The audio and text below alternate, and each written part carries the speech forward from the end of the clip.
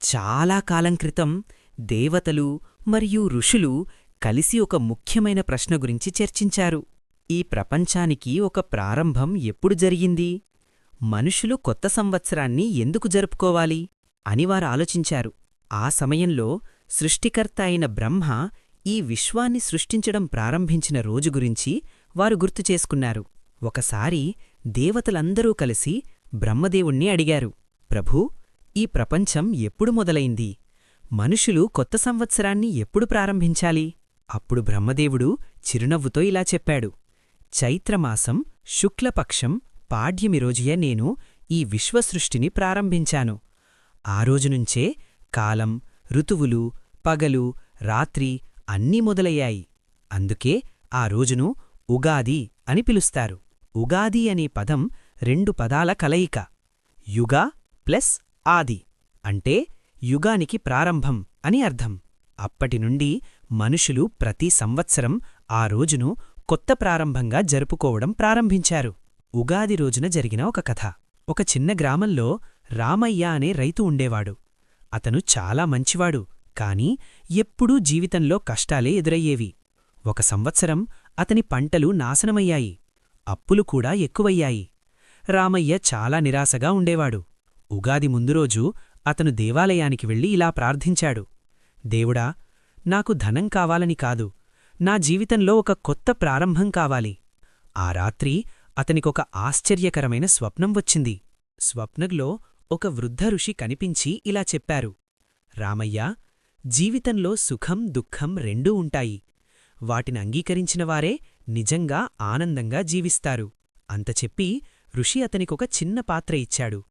ఆ పాత్రలో వేపపువ్వు, బెల్లం, మామిడి, చింతపండు, మిరపకారం, ఉప్పు ఉన్నాయి.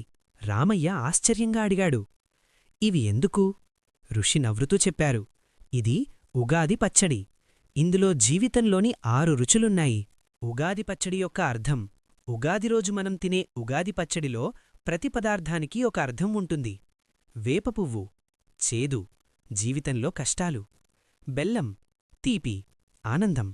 మామిడి కొత్త ఆశలు. మిరపకారం కోపం లేదా ఉత్సాహం.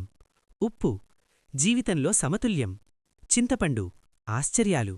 ఋషి చెప్పారు, జీవితం ఈ 6 రుచుల మిశ్రమం.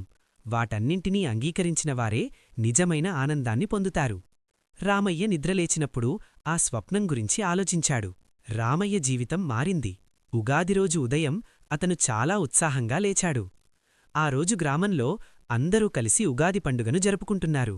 గ్రామస్థులు ఇళ్లముందు మగ్గులు వేశారు. కొత్త బట్టలు వేసుకున్నారు. దేవాలయానికి వెళ్లారు. పంచాంగం విన్నారు. ఆ రోజు ప్రత్యేకంగా ఉగాది పండుగ జరుపుకున్నారు. రామయ్య కూడా తన కుటుంబంతో కలిసి ఉగాది పచ్చడి తయారుచేశాడు. ఆ పచ్చడిని తింటూ అతనిలా అన్నాడు, జీవితంలో కష్టాలు వచ్చినా భయపడకూడదు. ప్రతి సంవత్సరం ఒక కొత్త ప్రారంభం ఉంటుంది. ఆ రోజునుండి రామయ్య తన జీవితాన్ని కొత్త ఆశతో ప్రారంభించాడు. అతను కష్టపడి పనిచేశాడు.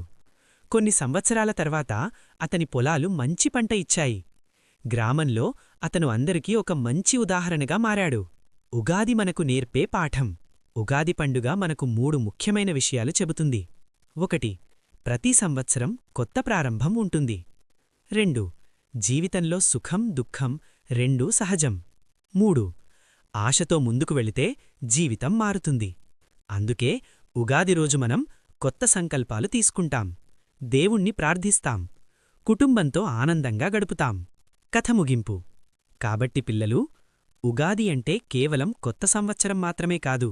అది కొత్త ఆశలు, కొత్త కలలు, కొత్త ప్రారంభాలు తీసుకొచ్చే ఒక పవిత్రమైన రోజు. ప్రతి ఉగాది మనకు ఇలా చెబుతుంది, గతాన్ని మరిచిపో, కొత్తగా ప్రారంభించు, నీ జీవితాన్ని ఆనందంగా మార్చుకో. శుభ ఉగాది.